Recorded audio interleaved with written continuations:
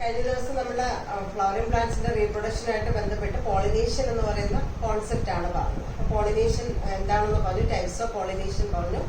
Then ഒരു pollination നടക്കാൻ ഫ്ലവേഴ്സിലുള്ള അനുകൂലങ്ങൾ എന്തൊക്കെയാണ് എന്ന് നമ്മൾ പറഞ്ഞു. അപ്പൊ വിവിധ തരത്തിലുള്ള ഫ്ലവേഴ്സിന്റെ പോളിനേഷനെ കുറിച്ച് പഠിച്ചു. അപ്പൊ പ്രധാനമായിട്ട് 2 തരത്തിലുള്ള പോളിനേഷൻ ആണ് ഉള്ളത്. ഏതൊക്കെയാണ്? ഒന്ന് സെൽഫ് പോളിനേഷൻ, മറ്റൊന്ന് ക്രോസ് പോളിനേഷൻ. ഇതില് സെൽഫ് പോളിനേഷൻ എന്ന് പറയുന്നത് ആട്ടോഗമി പ്യുവർലി സെൽഫ് പോളിനേഷൻ ആണ്. അതേസമയം ഗേറ്റനോഗമി നമ്മൾ പറഞ്ഞ എന്താണ്? ജനറ്റിക്കലി സെൽഫ് പോളിനേഷൻ ആണ്. ഇനി ഒരു പ്ലാന്റിനെ സംബന്ധിച്ചിടത്തോളം അല്ലെങ്കിൽ പ്ലാന്റ്സിനെ സംബന്ധിച്ചിടത്തോളം കണ്ടിന്യൂസ് ആയിട്ട് സെൽഫ് പോളിനേഷൻ നടക്കുകയാണ് എങ്കിൽ, അതായത് കണ്ടിന്യൂസ് ഇൻബ്രീഡിംഗ് നടക്കുകയാണെങ്കിൽ ആ പ്ലാന്റ്സിന് ഇൻബ്രീഡിംഗ് ഡിപ്രഷൻ എന്ന് പറയുന്ന ഒരു ഫിനോമിനൻ സംഭവിക്കും. ഇൻബ്രീഡിംഗ് ഡിപ്രഷൻ, അതായത് കണ്ടിന്യൂസ് ഇൻബ്രീഡിംഗ് അല്ലെങ്കിൽ സെൽഫ് പോളിനേഷൻ നടക്കുമ്പോൾ ഉണ്ടാകുന്ന ഒരു ഫിനോമിനനാണ് ഇൻബ്രീഡിംഗ് ഡിപ്രഷൻ. എന്താണ് ഇൻബ്രീഡിംഗ് ഡിപ്രഷൻ എന്ന് നോക്കാം. കണ്ടിന്യൂസ് ആയിട്ട് സെൽഫ് പോളിനേഷൻ നടക്കുന്ന ഫ്ലവേഴ്സിന്റെ ഫെർട്ടിലിറ്റി പവറും അതുപോലെ അതിന്റെ പ്രൊഡക്ടിവിറ്റി, അതിന്റെ ഉത്പാദനക്ഷമതയും കുറയും, ലോസ് ആയി പോകുന്നു. ആ ലോസ് ഓഫ് ഫെർട്ടിലിറ്റി ആൻഡ് പ്രൊഡക്ടിവിറ്റിയാണ് നമ്മൾ ഇൻബ്രീഡിംഗ് ഡിപ്രഷൻ എന്ന് പറയുന്നത്. മോസ്റ്റ് കേസില് പ്ലാന്റ്സിനകത്ത് ക്രോസ് പോളിനേഷൻ ആണ് നടക്കാൻ, അതായത് ബൈസെക്ഷൽ ഫ്ലവർ ആണ് അല്ലെങ്കിൽ യൂണിസെക്ഷൽ ഫ്ലവർ ആണ്, ഏത് ഫ്ലവേഴ്സ് ആണെങ്കിലും കൂടുതലായിട്ടുള്ള ക്യാരക്ടേഴ്സ്, സവിശേഷതകൾ കൂടുതലായിട്ട് വരാൻ വേണ്ടിയിട്ട് ഫോളോ ചെയ്യുന്ന ടൈപ്പ് ഓഫ് പോളിനേഷൻ എന്ന് ചോദിച്ചാൽ ക്രോസ് പോളിനേഷൻ ആണ്. ഇപ്പൊ നേച്ചർ തന്നെ ചില ഡിവൈസസ്, ചില അഡാപ്റ്റേഷൻസ് ഫ്ലവേഴ്സിന് കൊടുത്തിട്ടുണ്ട് ക്രോസ് പോളിനേഷൻ നടക്കാൻ വേണ്ടിയിട്ട്. ഇതിൽ ഏറ്റവും സിംപ്ലസ്റ്റ് ആയിട്ടുള്ള 1-2 ഡിവൈസ്, ഉദാഹരണത്തിന് നമ്മൾ കഴിഞ്ഞ ചാപ്റ്ററിൽ പഠിച്ചതാണ് യൂണിസെക്ഷൽ ഫ്ലവേഴ്സ് എന്ന് വിളിച്ചിട്ടുണ്ട്. യൂണിസെക്ഷൽ എന്ന് വെച്ചാൽ ഒന്നുകിൽ അത് മെയിൽ ആയിരിക്കും, സ്റ്റാമിനേറ്റ് ആയിരിക്കും, അല്ലെങ്കിൽ അത് ഫീമെയിൽ പിസ്റ്റിലേറ്റ് ഫ്ലവേഴ്സ് ആയിരിക്കും. അപ്പൊ യൂണിസെക്ഷൽ ഫ്ലവർ ആകുമ്പോൾ അവിടെ വേറൊന്നും ചിന്തിക്കാനില്ല, അവിടെ എന്തേ നടക്കും? ക്രോസ് പോളിനേഷനെ നടക്കത്തുള്ളൂ. അതുപോലെ പ്ലാന്റ്സ് മെയിൽ ഫീമെയിൽ ഡിസ്റ്റിങ്ഷൻ ഉള്ള പ്ലാന്റ്സ് ആണ് എങ്കിൽ പ്ലാന്റ്സിന് നമ്മൾ ഡൈഷ്യസ് പ്ലാന്റ്സ് എന്ന് പറയും. അപ്പൊ ഡൈഷ്യസ് ആണ് പ്ലാന്റ് എങ്കിലും അവിടെയും എന്തേ നടക്കത്തുള്ളൂ? ക്രോസ് പോളിനേഷനെ നടക്കത്തുള്ളൂ. അപ്പം യൂണിസെക്ഷൽ ഫ്ലവേഴ്സിന്റെ പ്രൊഡക്ഷൻ അല്ലെങ്കിൽ പ്ലാന്റ്സ് ഡൈഷ്യസ് ഒക്കെ ആവുകയാണ് എങ്കിൽ അവിടെ നടക്കുന്ന പോളിനേഷൻ എന്ന് പറയുന്നത് ക്രോസ് പോളിനേഷൻ ആയിരിക്കും. പിന്നെ നമ്മൾ ആട്ടോഗാമി എന്ന് പറയുന്ന സെൽഫ് പോളിനേഷൻ പറഞ്ഞപ്പോൾ പറഞ്ഞു അവിടെ ആന്തർ ഡെഹിസൻസും സ്റ്റിഗ്മ റിസെപ്റ്റിവിറ്റിയും ഒരേ സമയമായിരിക്കും നടക്കുന്നത്, സിങ്ക്രണസ് ആയിരിക്കും. രണ്ടും ഒരേ സമയത്ത് നടക്കുന്നത് കൊണ്ട് അവിടെ എന്ത് നടക്കത്തുള്ളൂ? സെൽഫ് പോളിനേഷനെ നടക്കത്തുള്ളൂ. അപ്പൊ ഔട്ട്ബ്രീഡിംഗ് ഡിവൈസസിൽ വരുന്ന ഒരു റീസൺ എന്ന് പറയുന്നത് ഫ്ലവേഴ്സിനകത്ത് ആന്തർ ഡെഹിസൻസും സ്റ്റിഗ്മ റിസെപ്റ്റീവ് ആകുന്നതും സെപ്പറേറ്റ് ടൈമിൽ 2 സമയത്തായിരിക്കും. മനസ്സിലായോ? അപ്പൊ നമ്മള് ശരിക്കും പറഞ്ഞാൽ ആന്തർ ഡിഹേസ് ചെയ്യുന്ന സമയം അല്ലെങ്കിൽ സ്റ്റിഗ്മ റിസെപ്റ്റീവ് ആകുന്നത് 2 സമയത്തായിരിക്കും, അല്ലെങ്കിൽ നോട്ട് സിങ്ക്രണസ് എന്ന് പറയും. ആ ഫിനോമിനെ നമ്മൾ ഡൈക്കോഗമി എന്നാണ് പറയുന്നത്. 2 ടൈമിൽ ആന്തർ ഡെഹിസൻസ് നടക്കുന്ന സമയത്ത് സ്റ്റിഗ്മ റിസെപ്റ്റീവ് ആകത്തില്ല. ഉദാഹരണത്തിന് പ്രൊട്രാൻഡസ് ഫ്ലവർ, പ്രൊട്രാൻഡ്രി എന്ന് പറയും. പ്രൊട്രാൻഡസ് ഫ്ലവേഴ്സിന്റെ കേസിൽ ആൻഡീഷ്യത്തിലാണ് മെച്ചുറേഷൻ ആദ്യമായിട്ട് നടക്കുന്നത്, അതായത് ആന്തർ ഡെഹിസൻസ് ആയിരിക്കും അത് ആദ്യമായിട്ട് ഫ്ലവറിനകത്ത് നടക്കുന്നത്.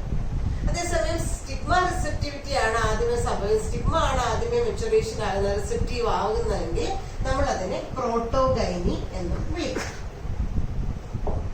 മനസ്സിലായോ? ഇപ്പൊ കോട്ടൺ പ്ലാന്റ്സിന്റെ ഒക്കെ കേസിൽ നമ്മൾ പറയും പ്രൊട്രാൻഡ്രി ആണ് അവിടെ നടക്കുന്നത് എന്ന് പറയും. അതുപോലെ ഗ്ലോറിയോസയുടെ ഒക്കെ കേസിൽ നമ്മൾ എടുത്തു പറയുന്നത് എന്താണ്?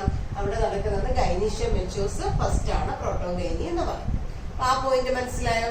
ഇപ്പൊ യൂണിസെക്ഷൽ ഫ്ലവേഴ്സ്, ഡൈഷ്യസ് പ്ലാന്റ്സ്, അതുപോലെ തന്നെ ആന്തർ ഡെഹിസൻസ്, സ്റ്റിഗ്മ റിസെപ്റ്റിവിറ്റിയും നോട്ട് സിങ്ക്രണസ് ആയിരിക്കും, അല്ലെങ്കിൽ നമ്മൾ അതിനെ ഡൈക്കോഗമി എന്ന് പറയും. പിന്നെ നമ്മൾ പറയുന്നത് പൊസിഷൻ, സ്റ്റേമന്റെയും അതുപോലെ തന്നെ കാർപ്പിളിന്റെയും പൊസിഷൻ ഡിഫറന്റ് ആയിരിക്കും. ഇപ്പൊ ഹിറ്ററോ സ്റ്റൈൽ എന്നൊക്കെ പറയുന്ന ഫിനോമിനൻ അതിനകത്താണ് വരുന്നത്. സ്റ്റേമന്റെ പൊസിഷനും പിന്നെ സ്റ്റിഗ്മയുടെ പൊസിഷനും 2 വശത്തോട്ടാണ് എങ്കിൽ അവിടെ എന്തേ നടക്കത്തുള്ളൂ? ക്രോസ് പോളിനേഷൻ ആയിരിക്കും നടക്കുന്നത്. ഇനി ഇതൊന്നും അല്ലാതെ മറ്റൊരു ജനറ്റിക് റീസണും കൂടെ ഉണ്ട്. അതിന് നമ്മൾ സെൽഫ് ഇൻകോമ്പാറ്റബിലിറ്റി എന്ന് പറയും. സെൽഫ് ഇൻകോമ്പാറ്റബിലിറ്റി ഒരു ജനറ്റിക് റീസൺ ആണ് ഇതെന്ന് പറഞ്ഞു. ഇൻകോമ്പാറ്റബിലിറ്റി ജനറ്റിക് റീസൺ ആണ് സെൽഫ് ഇൻകോമ്പാറ്റബിലിറ്റി എന്ന് പറയുന്നത്. ഇപ്പൊ ഒരു ആന്ത്രഡിഹേസ് ചെയ്യുമ്പോൾ പുറത്തേക്ക് വരുന്ന പോളൻ ഗ്രെയിൻ സ്റ്റിഗ്മ റിസപ്റ്റീവ് ആകുന്ന സമയത്താണ് അവിടെ ചെന്ന് വീഴുന്നതെങ്കിലാണ് പോളിനേഷൻ നടക്കുന്നതെന്നാണ് പറയുന്നത്. അപ്പൊ അത് കോമ്പാറ്റബിൾ ആയിട്ടുള്ള പോളൻ ആണെങ്കിൽ മാത്രമേ അവിടെ എന്ത് നടക്കത്തുള്ളൂ, പോളിനേഷൻ നടക്കത്തുള്ളൂ. അപ്പൊ ഇൻകോമ്പാറ്റബിൾ എന്നാണ് പറയുന്നത്, സെൽഫ് ഇൻകോമ്പാറ്റബിലിറ്റി, സെൽഫായിട്ട് ഇൻകോമ്പാറ്റബിൾ ആകുന്നു എന്ന് വെച്ചാൽ it is the inability of the pollen, പോളന്റെ ഇന്നബിലിറ്റി ആണ്. എന്തിനാണ്? ഫെർട്ടിലൈസ് ഇറ്റ്സ് ഓൺ ഓവ്യൂൾ, അതിന്റെ ഓവ്യൂളിനെ ഫെർട്ടിലൈസ് ചെയ്യാനുള്ള ചെയ്യാൻ പറ്റാതെ വരുന്നു. ആ കഴിവില്ലായ്മ, ആ ഇനബിലിറ്റിയാണ് നമ്മൾ എന്തെന്ന് പറയുന്നത്, സെൽഫ് ഇൻകോമ്പാറ്റബിലിറ്റി എന്ന് പറയുന്നത്. അപ്പൊ ഇത് ഇത്രയുമാണ് പ്രധാനപ്പെട്ട ഔട്ട് ബ്രീഡിംഗ് ഡിവൈസസ്. ഒരുപാട് ഔട്ട് ബ്രീഡിംഗ് ഡിവൈസസ് നമുക്ക് കണ്ടെത്താൻ പറ്റും. പ്രധാനമായിട്ടും ഏതൊക്കെയാണ്? യൂണിസെക്ഷൽ ഫ്ലവേഴ്സ് ആയിരിക്കും, പ്ലാന്റ്സ് ഡൈനീഷ്യസ് ആയിരിക്കും, അതുപോലെ തന്നെ സ്റ്റേമന്റെയും കാർപ്പിന്റെയും പൊസിഷൻ ഡിഫറെന്റ് ആയിട്ടായിരിക്കും കാണപ്പെടുന്നത്. അതുപോലെ രണ്ടിന്റെയും മെച്ചുറേഷൻ, ഡെഹിസൻസും സ്റ്റിഗ്മ റിസപ്റ്റീവ് ആകുന്നതും രണ്ട് സമയം നോട്ട് സിൻക്രണസ് ആയിരിക്കും. ലാസ്റ്റ്ലി ജനറ്റിക് റീസൺ ആയിട്ടുള്ള സെൽഫ് ഇൻകോമ്പാറ്റബിലിറ്റി എന്ന് പറയുന്നത് പ്രധാനപ്പെട്ട ഔട്ട് ബ്രീഡിംഗ് ഡിവൈസസ് ആണ്.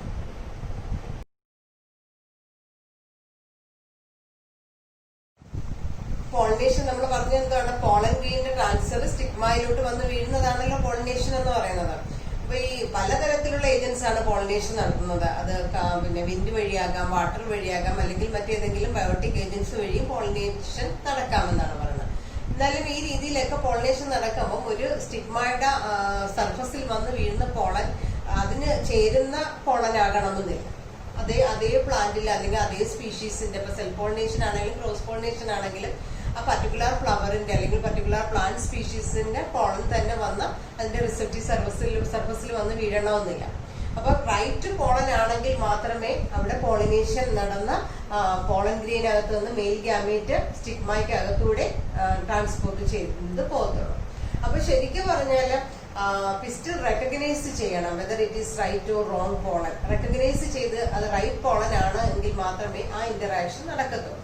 അപ്പൊ ശരിക്കും പോളൻ പിസ്റ്റൽ ഇന്ററാക്ഷൻ എന്ന് പറയുന്ന കോൺസെപ്റ്റിലൂടെ പറയുന്നത് പോളന്റെയും സ്റ്റിഗ്മയുടെ റിസപ്റ്റീവ് സർഫസിൽ വന്ന് വീണ് അവിടെ നിന്നും ആ പോളൻ ഗ്രെയിൻ റൈറ്റ് ആണ് എങ്കിൽ അവിടെ നിന്ന് മെയിൽ ഗാമേറ്റ് സ്റ്റിഗ്മാറ്റിക് സർഫസിലൂടെ സ്റ്റൈലാർ റീജിയൻ കടന്ന എവിടെ എത്തണം? എംബ്രിയോസാക്കിനുള്ളിലേക്ക്, ഓവ്യൂളിനുള്ളിലേക്ക് എത്തണം. ആ കംപ്ലീറ്റ് പ്രോസസ്സിനെയാണ് നമ്മൾ പോളൻ പിസ്റ്റൽ ഇന്ററാക്ഷൻ എന്ന് പറയുന്നത്.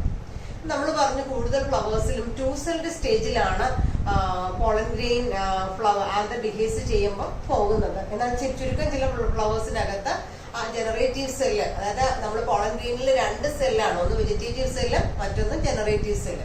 അപ്പൊ ചില ഫ്ലവേഴ്സിൽ ജനറേറ്റീവ് സെല്ല് ഷെഡ് ചെയ്യുന്നതിന് പിന്നെ പോളൻ ഗ്രെയിൻ ഷെഡ് ചെയ്യുന്നതിന് തൊട്ട് മുമ്പ് ഡിവൈഡ് ചെയ്ത് 2 മെയിൽ ഗാമേറ്റ് ആയിട്ട് മാറിയിട്ട് 3 സെൽസ് ആയിട്ട് 3 സെൽഡ് സ്റ്റേജിലായിരിക്കും ഡൈസൻസ് നടക്കുന്നത്. അതേസമയം 2 സെൽഡ് സ്റ്റേജിലാണെങ്കിലും റൈറ്റ് പോളൻ ആണ് സ്റ്റിഗ്മാറ്റിക് സർഫസിൽ വന്ന് വീണതെങ്കിൽ ശരിക്കും പറഞ്ഞാൽ ഒരു കെമിക്കൽ കമ്മ്യൂണിക്കേഷൻ അവിടെ നടക്കുന്നു. ആന്തറിന്റെയും പിസ്റ്റലിന്റെയും ഇടയിൽ ഒരു കെമിക്കൽ കമ്മ്യൂണിക്കേഷൻ അല്ലെങ്കിൽ ഒരു ഡയലോഗ് സംഭവിക്കുന്നതിന്റെ ഫലമായിട്ട് റൈറ്റ് പോളൻ ആണെങ്കിൽ സ്റ്റിഗ്മയ്ക്കുള്ളിലേക്ക് പോളൻ ട്യൂബ് വഴി ഗാമേറ്റ് ട്രാൻസ്ഫർ ചെയ്യുമെന്നാണ് പറയപ്പെടുന്നത്. അപ്പൊ ശരിക്കും വെജിറ്റേറ്റീവ് സെല്ല് ആണ് പ്രൊട്രൂഡ് ചെയ്ത് ഒരു പോളൻ ട്യൂബായിട്ട് മാറുന്നത്. ജേംബോറിനകത്തൂടെ പോളൻ ട്യൂബായിട്ട് മാറുന്നു. ഈ പോളൻ ട്യൂബ് സ്റ്റിഗ്മയ്ക്കുള്ളിലൂടെ സ്റ്റൈലാർ റീജിയനിലേക്ക് പ്രവേശിക്കുമ്പോൾ ജനറേറ്റീവ് സെല്ലില് ന്യൂക്ലിയസ് 2 മെയിൽ ഗാമേറ്റ് ആയിട്ട് മാറി പോളൻ ട്യൂബിലൂടെ ട്രാൻസ്പോർട്ട് ചെയ്യപ്പെടുകയാണ് ചെയ്യുന്നത്. അപ്പൊ ഇതേ സമയത്ത് തന്നെ നമ്മുടെ എംബ്രിയോസാക്കിനകത്തിരിക്കുന്ന എഗ് അപ്പാരറ്റസിന്റെ എഗിന്റെ സൈഡിൽ കാണപ്പെടുന്ന സൈനർജിഡ്സ്, ആ സൈനർജിഡ്സിനകത്ത് ഒരു സ്പെഷ്യലൈസ്ഡ് തിക്കനിങ് ഉണ്ടെന്ന് പഠിച്ചിട്ടില്ലേ? ഇതാണ് ഫിലിഫോം അപ്പാരറ്റസ്. ഈ ഫിലിഫോം അപ്പാരറ്റസ് റൈറ്റ് ആയിട്ട് എംബ്രിയോസാക്കിനുള്ളിലേക്ക് ഗാമേറ്റിനെ എത്തിക്കാൻ ആവശ്യമായ ഗൈഡ് ലൈൻസ് കൊടുക്കുന്നത് ഈ ഫിലിഫോം അപ്പാരറ്റസ് ആണ്. അപ്പൊ ശരിക്കും റൈറ്റ് കോളനി ആണ് എങ്കിൽ സ്റ്റിഗ്മാറ്റിക് സർഫസിൽ വന്ന് വീഴുകയും പിസ്റ്റൽ ഐഡന്റിഫൈ ചെയ്യുകയും പോളൻ ട്യൂബ് വഴി മെയിൽ ഗാമേറ്റ് എവിടെ എത്തിച്ചേരുന്നു? എംബ്രിയോസാക്കിനുള്ളിൽ അല്ലെങ്കിൽ ഓവ്യൂളിനുള്ളിലേക്ക് എത്തിച്ചേരുകയുമാണ് ചെയ്യുന്നത്. ക്ലിയർ ആയോ?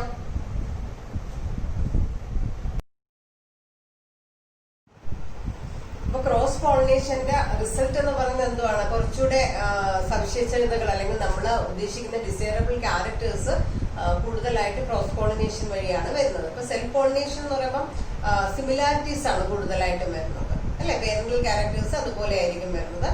മറിച്ച് ക്രോസ് പോളിനേഷൻ ആവുമ്പം സിമിലാരിറ്റീസും വരും, ഡിഫറൻസസും വരും. അപ്പം ഈ പ്ലാന്റ് ബ്രീഡേഴ്സ് ഒക്കെ തന്നെ ശരിക്കും പ്ലാന്റ്സിനെ തമ്മിൽ ക്രോസ് ചെയ്യുമ്പം അവർ എക്സ്പെക്ട് ചെയ്യുന്ന ക്യാരക്ടേഴ്സ് എല്ലാം തന്നെ അവര് പ്രോജനിയിൽ വരാൻ വേണ്ടിയിട്ടാണ് അവർ ക്രോസ് പോളിനേഷൻ അല്ലെങ്കിൽ നമ്മളവിടെ ആർട്ടിഫിഷ്യൽ ഹൈബ്രിഡൈസേഷൻ എന്ന് പറയും. അപ്പൊ നമുക്കറിയാം നമ്മുടെ സറൗണ്ടിങ്സിലുള്ള വളരെ കൂടുതൽ പ്ലാന്റ്സ് പ്രൊഡ്യൂസ് ചെയ്യുന്നത് ബൈസെക്ഷൽ ഫ്ലവേഴ്സ് ആണ്. എന്നാൽ ചില പ്ലാന്റ്സിൽ യൂണിസെക്ഷലും ഉണ്ട്. എന്നാൽ കൂടുതൽ ഫ്ലവേഴ്സും ചുറ്റിനും കാണുന്നത് നമ്മൾ ജസ്റ്റ് ഒന്ന് കണ്ണോടിച്ച് നോക്കിയാൽ തന്നെ നമ്മുടെ ചുറ്റിലും കൂടുതൽ വരുന്ന പ്ലാന്റ്സ് ബൈസെക്ഷലാണ്. അപ്പൊ നമ്മളിവിടെ ആർട്ടിഫിഷ്യൽ ആയിട്ടാണ് ഹൈബ്രിഡൈസേഷൻ നടത്തുന്നതെങ്കിൽ അല്ലെങ്കിൽ ആർട്ടിഫിഷ്യൽ ആയിട്ട് രണ്ട് പ്ലാന്റ്സിനെ തമ്മിൽ ക്രോസ് ചെയ്യുകയാണെങ്കിൽ നമ്മൾ എന്തൊക്കെയാണ് അറിഞ്ഞിരിക്കേണ്ടതെന്നാണ് ഇവിടെ പഠിക്കാൻ പോകുന്നത്. അപ്പൊ ഹൈബ്രിഡൈസേഷൻ എന്ന് പറഞ്ഞാൽ രണ്ട് ഓർഗാനിസം തമ്മിൽ ഒരു സ്വഭാവത്തിലെങ്കിലും വ്യത്യാസമുള്ള രണ്ട് ഓർഗാനിസത്തിൽ തമ്മിൽ ക്രോസ് ചെയ്യുന്നതാണ് ഹൈബ്രിഡൈസേഷൻ എന്ന് പറയുന്നത്. അപ്പം ശരിക്കും ഇവിടെ പ്ലാന്റ് ബ്രീഡർ രണ്ട് പ്ലാന്റ്സിനെ തമ്മിലാണ് ക്രോസ് ചെയ്യുന്നത്. ഇംപ്രൂവ്ഡ് വെറൈറ്റി ഉത്പാദിപ്പിക്കാനായിട്ട് ക്രോസ് ചെയ്യുമ്പോൾ ഏറ്റവും ഡിസൈറബിൾ ആയിട്ടുള്ള മെയിൽ പേരന്റും അതേപോലെ ഡിസൈറബിൾ ക്യാരക്ടേഴ്സ് ഉള്ള ഫീമെയിൽ പേരന്റും ആയിരിക്കും സെലക്ഷൻ നടത്തുന്നത്. അപ്പൊ ഇങ്ങനെ സെലക്ട് ചെയ്യുന്ന പ്ലാന്റ്സിൽ പ്രൊഡ്യൂസ് ചെയ്യുന്ന ഫ്ലവേഴ്സ് ബൈസെക്ഷൽ ആണെങ്കിൽ ഒന്നിനെ മെയിൽ പേരന്റ് ആയിട്ടും മറ്റൊന്നിനെ ഫീമെയിൽ പേരന്റ് ആയിട്ടും ആയിരിക്കുമല്ലോ കൺസിഡർ ചെയ്യുന്നത്. അതിൽ ഫീമെയിൽ പേരന്റ് ആയിട്ട് കൺസിഡർ ചെയ്യുന്ന ബൈസെക്ഷൽ ഫ്ലവർ, ആ ഫ്ലവർ ബ്ലൂം ചെയ്യുന്നതിന് തൊട്ട് മുമ്പ്, അതായത് ആ ഫ്ലവർ ബഡ് ആയിരിക്കുന്ന സമയത്ത് സ്റ്റെറിലൈസ്ഡ് ഫോഴ്സപ്സ് ഉപയോഗിച്ചുകൊണ്ട് ഈ ഫ്ലവർ ബഡ് ചെറുതായിട്ട് ഓപ്പൺ ചെയ്ത് അതിന്റെ സ്റ്റേമൻസ് എല്ലാം തന്നെ റിമൂവ് ചെയ്ത് മാറ്റും. ഈ removal of anthers at the flower bud of a bisexual flower, അതിന് നമ്മൾ ഇമാസ്കുലേഷൻ എന്നാണ് പറയുന്നത്. എന്തിനാ ഇമാസ്കുലേഷൻ നടത്തുന്നത്? ഇമാസ്കുലേഷൻ നടത്തിയില്ലെങ്കിൽ ആന്തർഡെഹിസൻസ് നടക്കുമ്പോൾ അതേ ഫ്ലവറിന്റെ പോളൻ ഗ്രെയിൻ തന്നെ അതേ ഫ്ലവറിന്റെ സ്റ്റിഗ്മയിൽ വന്ന് വീഴത്തില്ലേ? വീഴാൻ ചാൻസ് ഉണ്ട്, സെൽഫ് പോളിനേഷൻ നടക്കാൻ ചാൻസ് ഉണ്ട്. അത് ഒഴിവാക്കാൻ വേണ്ടിയിട്ടാണ് നമ്മള് ഫ്ലവറിന്റെ ആന്തേഴ്സ് എന്ത് ചെയ്യുന്നത്? ബഡഡ് സ്റ്റേജിൽ റിമൂവ് ചെയ്യുന്നത്. ഈ removal of anthers at the flower buds ആണ് ഇമാസ്കുലേഷൻ എന്ന് പറയുന്നത്. ഇനി ഇമാസ്കുലേഷൻ നടന്നു കഴിയുമ്പോൾ സ്റ്റേമൻസ് നമ്മൾ റിമൂവ് ചെയ്തു, എന്നാലും ആ ഫ്ലവർ ബഡിനെ നമ്മൾ ബട്ടർ പേപ്പർ അല്ലെങ്കിൽ പോളിത്തീൻ പേപ്പർ കൊണ്ട് ഒന്ന് കവർ ചെയ്ത് വെക്കണം. ആ പ്രോസസ്സിനെ നമ്മൾ ബാഗിങ് എന്നാണ് പറയുന്നത്. എന്തിനാണ് ഈ ബാഗിങ് എന്ന് പറയുന്ന ടെക്നിക്ക് അപ്ലൈ ചെയ്യുന്നതെന്ന് അറിയാമോ?